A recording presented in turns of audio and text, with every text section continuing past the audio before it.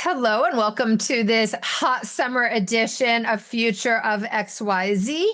We're here today talking about the future of EV charging with Tiya Gordon, who is the co-founder and COO of It's Electric. Tia, welcome to Future of XYZ. Awesome. Thank you so much, Lisa. Well, you and your co-founder and partner Nathan King founded It's Electric in 2022.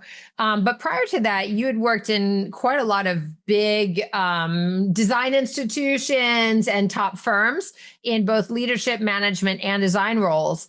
And you've received through that work a lot of accolades. I mean, from the IFDA Gold winner, Rex Architects, where you were, they won a gold this year, to the National Design Award from the Cooper Hewitt and the Smithsonian and South by Southwest and the Keeling Curve. And I think what's even more exciting, and I'm wondering if it's for It's Electric, was the 2024 finalist in the Earthshot Innovation Challenge. That's right. Yeah. I had been very fortunate in my career in terms of working for these large design institutions or these large companies that were really working on these massive projects, but behind the scenes, respectfully, we're pretty small. So we were always projecting this sort of outward optics of being massive, but it was this sort of little small engine that kept everything running. And my favorite part of all of that work, that led to those amazing awards that we were able to receive, was this idea of sort of blending the idea of operation and design together to create new solutions and new ideas. It's one thing to have a highly creative organization. It's another thing to actually be able to get that organization to execute to the scale that's needed. And so I always joke that sometimes I was what was called the first adult that was hired at a lot of these design institutions. I know that one. Exactly. Which means that you don't have the fun job, but you have a really important job.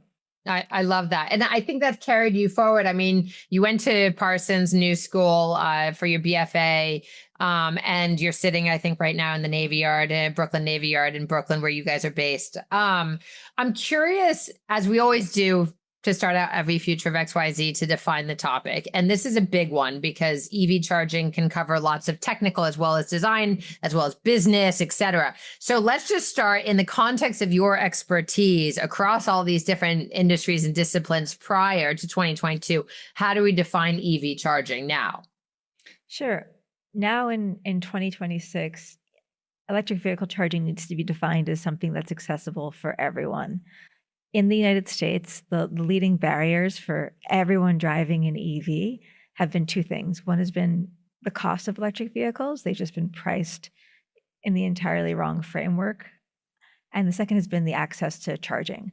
85% of people who actually have an EV in the US, they charge it at home, meaning they live in a place that has a garage or a driveway.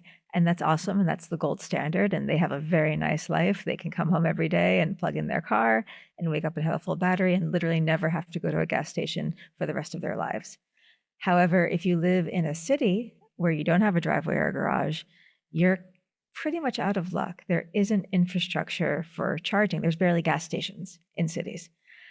So how do we solve this problem? So that's the framework of electric vehicles and charging in 2026, is making sure that no one is left out of the equation, and most importantly, cities where EVs, I think, are almost the perfect vehicle given the limited miles that people put on their vehicles in cities every day. It's so interesting. I want to just technically dive into something just to ground our listeners first.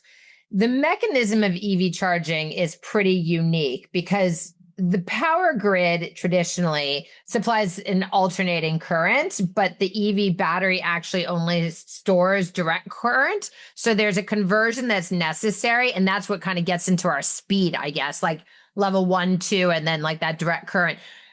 What is typical in an urban environment, and is that one of the situations that you're actually dealing with as a design challenge? Yes, we are. So you want to think about it in two different ways. It's Electric is a level 2 solution. So we're that 240-volt solution. We're charging your car in an ideal space and time. We're charging your car overnight. So we're giving you that same luxury of home charging, when your garage is the street. Hmm. That's what we're bringing to people. But we also need to live in a world in which there is DC or there is fast charging, because we need all of that. However, in a city, if you were to look at just a 4-stall installation of a fast charging location, let's look at it in 2 different ways. One, let's look at it in terms of energy and energy curve. A 4-stall fast charging station uses as much energy as a 300-unit apartment building in a month. So if you think about the timeline needed to have the utility bring that power from the substation to that new location, if you are building a new tower in a city like New York or Chicago or DC or Boston, this is a 24 to 36 months timeline. Yeah. You can't just pop these fast chargers up everywhere based on the sheer volume of power that they require. Wow. The other side of that makes it really hard is real estate in New York City and Boston and DC and Chicago and LA and San Francisco is really expensive. So you have to secure the real estate to put in these very large units, and then you have to get the power there. So you've basically created a double-edged sword for yourself in terms of how you're going to do this. So was this where I talk about it's electric? Can I? Yeah, I was just going to say, I mean, that's what you guys say. You say you solve the largest barrier cities face in the deployment of public EV charging. What does that actually mean?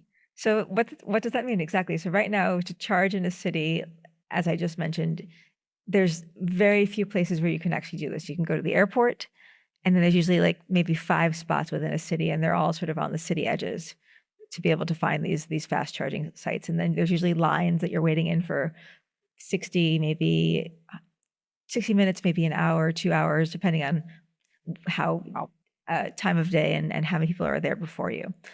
And this is really inconvenient for not only regular people drivers, but also for rideshare. So we'll talk about rideshare a little bit more later on. So what It's Electric does is we said, okay, well, fast charging takes a really long time to install, is very expensive, and is prohibitive in terms of the real estate value proposition. Then let's look at a city like London. London, similar population to New York City, 8.5 to 9 million people. London has 25,000 curbside electric vehicle chargers designed exactly for what we describe, people who park on the street. So why can't we just do the same thing here? Why can't we just convert our lampposts in New York and in Boston and DC to EV chargers? And the reason is that the electrical infrastructure is quite different. In London, it's 220, 240. In New York, it's 90 or 110. And they're also all on the same circuit. And they're also need to be all powered on or off at the same time. And a lot of lampposts in New York City are powered off during the day. So we have just a very different conditions. So it's sort of like this Goldilocks situation. So fast charging, too big, lamppost charging, not the right size, too small. So what is our Goldilocks of just right here? And for me, that is level 2 curbside, but that uses power that's already there. And where is the power that's already there? It's buildings. Every city has buildings, and every building has power. So It's Electric simply pulls power from buildings to power public infrastructure.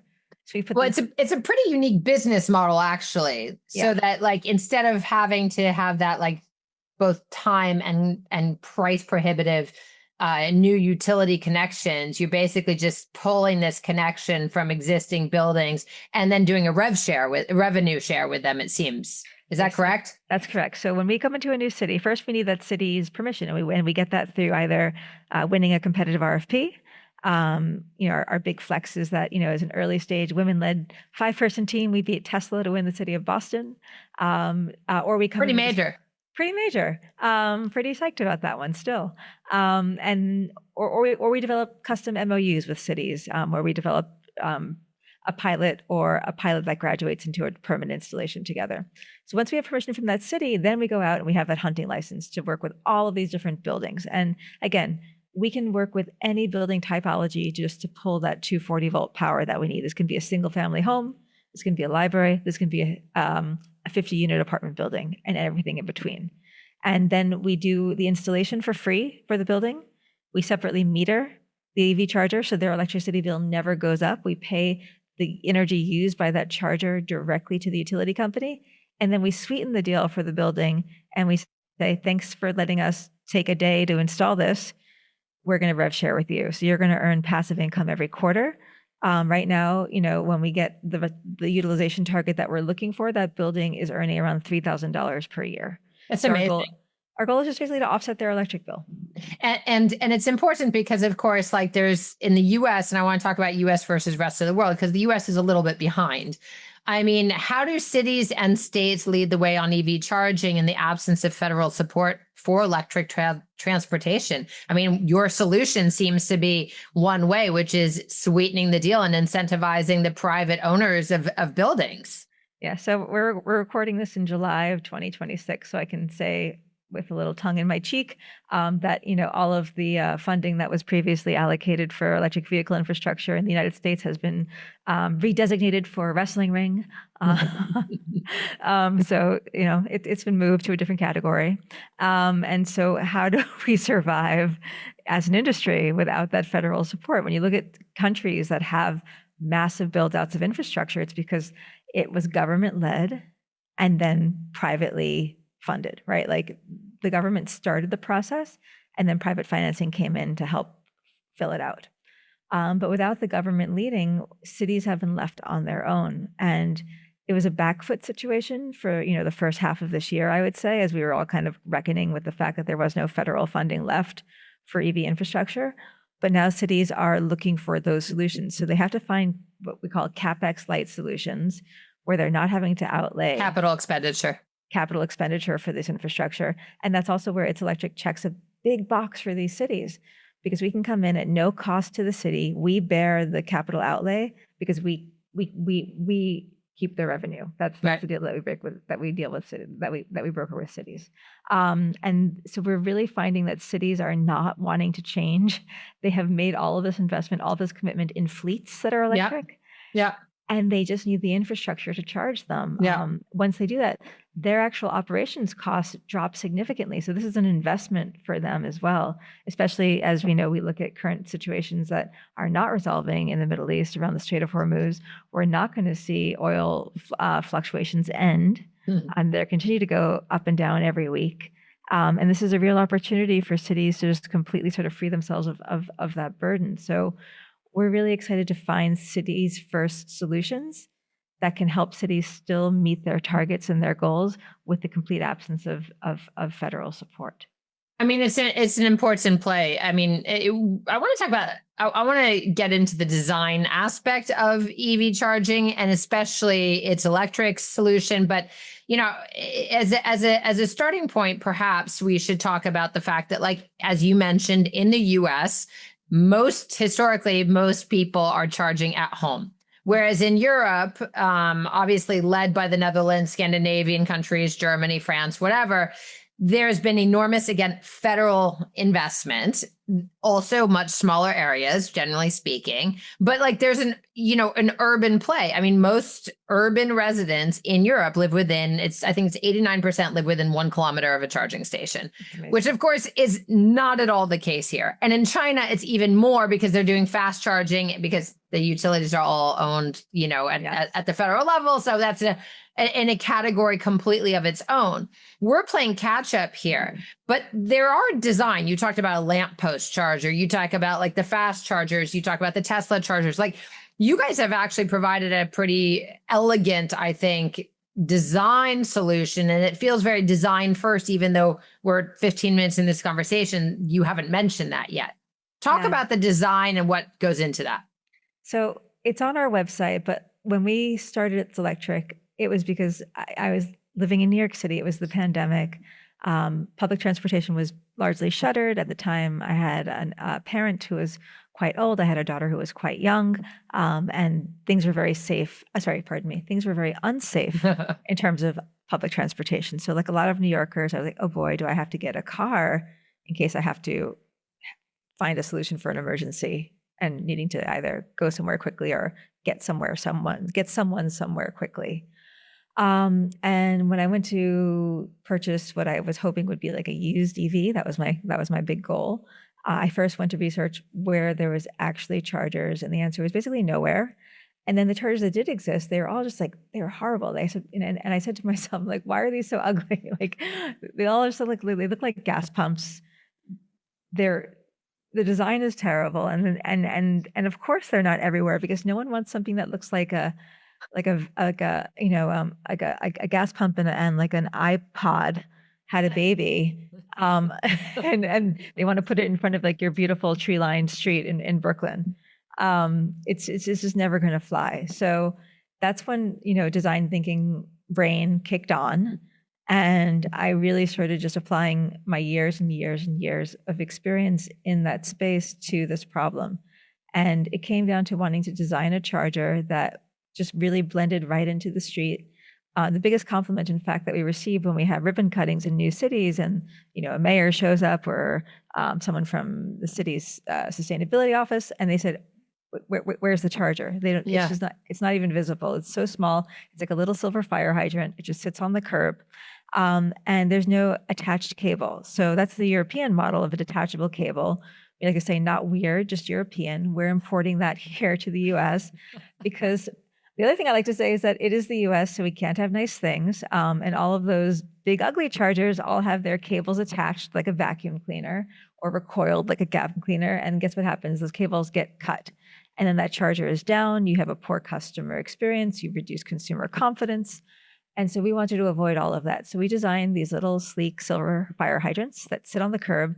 And the driver, just when they show up and to plug in and charge, the cable is in their car and they just plug in on two ends instead of just one. And this has been massive for cities who have previously faced a lot of NIMBYism, of people saying, I understand that you have these goals, you want to have EV charging, but not on my block.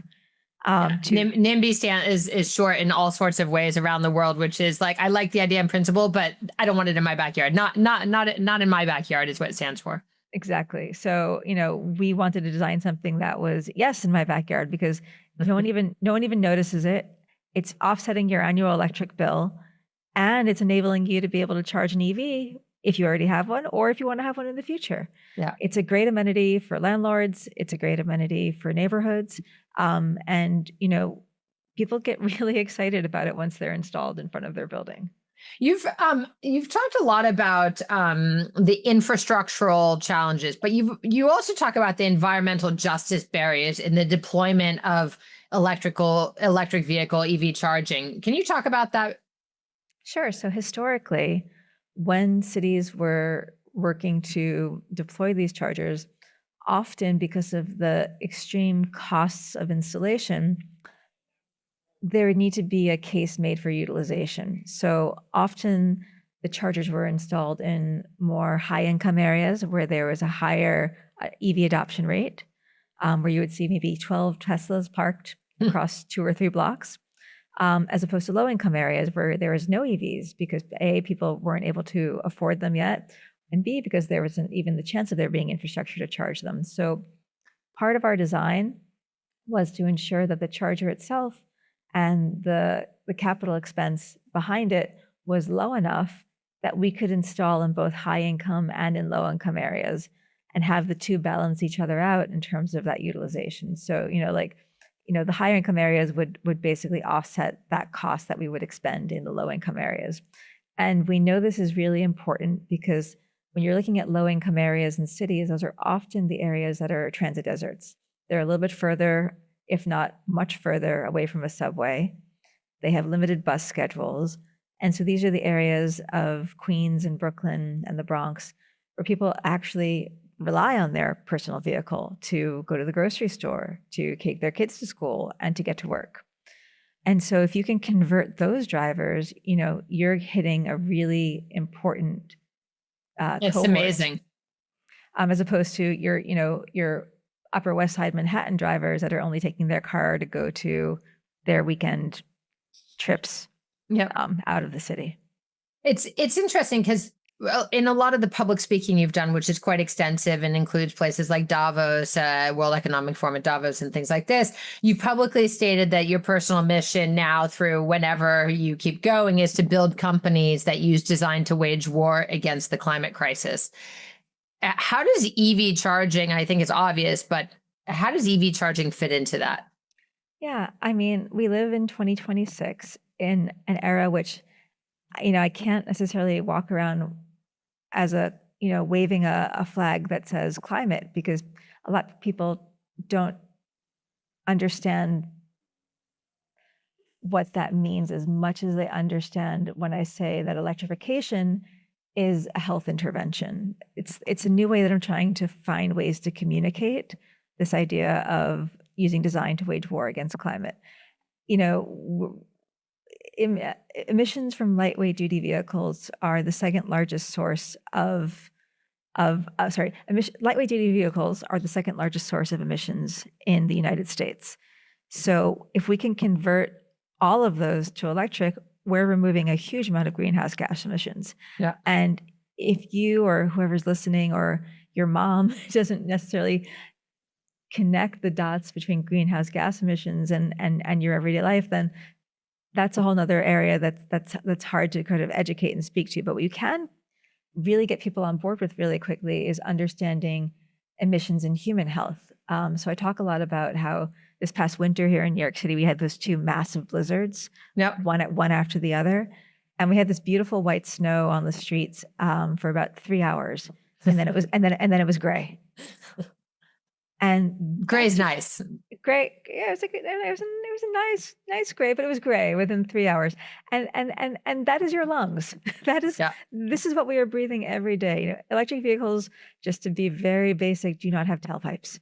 There are no emissions. And then what was amazing was I was trying to walk to the subway during the aftermath of one of those blizzards, and there was an old, obviously internal combustion van trying to get out of the snowbank that it was buried in. And it had its foot all the way on the gas, and its wheels were just spinning on the ice, and the emissions were just spewing so much that people were covering their mouths and coughing. Oh. And it just stuck with me as this visual of this easiest possible solution we can take right now is just moving so many people out of internal combustion vehicles into clean transportation. It's cleaner, it's quieter, it's healthier. It's just better. And the charging is the mechanism to make it possible. The charging is the mechanism to make it possible. It's the most basic thing. I come from design. What I've realized since I've made this transition into working in transportation, that the two biggest factors that can make your life better or worse, and I truly mean this, are your housing and your transportation. Mm-hmm. If you have a great commute every day, if you have a really easy way to get to work and to school, it makes your day much better. If you come home and you have housing that you are comfortable in and that meets your needs and that heats and cools, your life is that much better. And I think that we can use design to improve those two most human basic needs to make them just ideal for everyone. I love that. That's what I'm excited to be able to do. It makes sense. We're kind of not near, we have a few more minutes, but I want to go rapid fire, if you don't mind, in a couple of topic areas. Yeah. I want to talk about design of EV chargers in general. You can talk about it's electric, but you can talk in general, because the reality is an EV charger is not just one thing. It is hardware, it is software, it is UI, it is UX, and of course it's also infrastructural, architectural, built environment integration. So when you think about design of an EV charger, which of that, you talked about it's electric, but like which of those is the most important part in a hierarchy, or what are the major components? Oh, good question. And the answer is all of it. We ripped it all up. We tore up the envelope and we redid everything. We like to joke and say that we're like the disco and sunshine of EV charging, because EV charging used to be really, really, really painful. Public EV charging. You would show up to a charger. It would say that it was online, but it was actually offline because the cable was cut. You would show up to a charger. It would say that it was online, but it was offline because it was not actually powered. You would show up to a charger and it was online, but the screen that you needed to tap your credit card in was exposed to the sun for the last 2 years and you couldn't read it anymore. You would show up to the charger and it was online, but there were 7 people waiting in front of you to charge because there's only one charger for, let's say, a 5-mile radius in a city. So all of those things made us wanted to rip everything up from top to bottom. That when you we wanted to have the time from when you show up to when you're walking away and going to your home or to your job or to wherever you're going to be under a minute. And so we literally have it where you pull up to the charger, you plug, and then you hit either go on the app, you tap your credit card as tap to pay, or you use your RFID, and you're done. I like, my favorite thing to do is sort of like to hide in the hedges in any of the cities where we have chargers and watch people without them without their knowledge that I'm actually there. Not creepy at all. Don't worry, Tiya. Just do a transaction. And I love it when they are just like, they're just seamless with it and they're done. And it's so fast. There's no downloading this app. There's no, oh, this is not working, and calling customer support. We want to erase the last 10 years of Gen 1 EV charging and restart fresh so that everyone is like, wow, this is so easy. I'm doing this all the time. I don't want to go to a gas station. I don't want to touch fuel. Yeah. I just want to have my life be easier and simpler. Oh gosh. I mean, there's a big accessibility issue here too, right? I mean, not just in terms of the neighborhoods you service, but also in terms of like, I mean, the Americans with Disabilities Act, or just generally like, how do you design something in an urban environment, not only in the US, but generally in the world, that is accessible to all? That's a great idea. And that's the cool thing about cities is that, you know, a shout out to our amazing team, as always, but also shout out to our project director, Judy Chang, who comes from the New York City Department of Transportation, where she led planning for over a decade, especially working on special projects. So what we do whenever we're deploying is like, we look at the built environment and we try and understand what we can already utilize, what's there to ensure accessibility. So that's as simple as making sure that we are installing a charger where there's already a curb cut with a graded ramp so that people can just ramp is the wrong choice of word, just a curb cut that people can then use to be able to access that charger. So it's just about using infrastructure that's already there. That's our entire ethos. We're using the power from the building. We're using the curb cut on the sidewalk. We're doing all of these just very minor interventions to help cities build out the infrastructure. I love the idea of minor interventions. Why do you think so few people have cared about the design of these before? Or do you think that they just weren't given a choice because you had three major providers, at least in the US, right? You have Amazon, ChargePoint, Tesla, and a couple others. Is that why we weren't given a choice, or people just didn't know that something else was available? Two things. Tesla was, the first out there, and they started with the vehicles. And they just assumed that they were selling to people in Silicon Valley and they're going to be charging at home. They were not thinking about big cities. That was not part of their plan.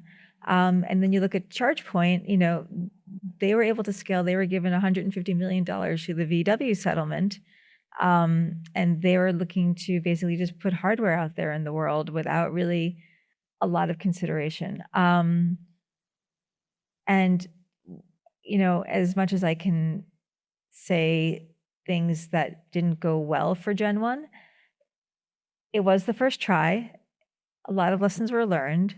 And we're just now doing everything that is the antithesis of Gen 1. It's fair. I love that.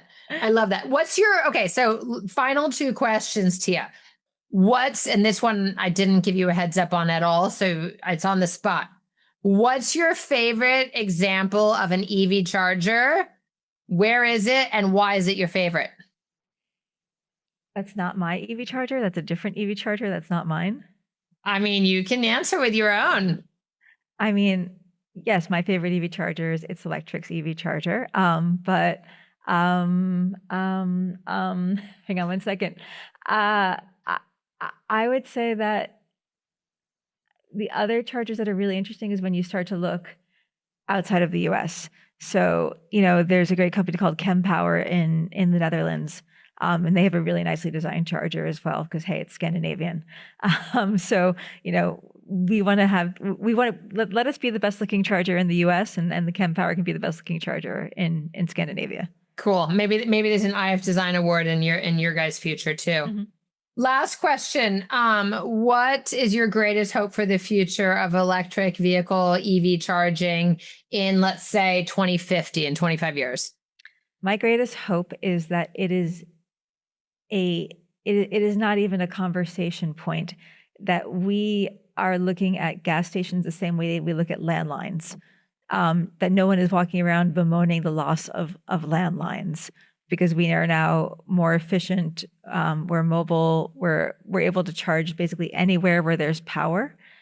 So my greatest hope is that we make this next evolution in terms of technology together, and that we really don't look back. I always talk about when we did our very first pilot here in New York City, we convinced the New York City Economic Development Corporation to give us a stranded asset, which means an abandoned building in the city that we could pilot off of.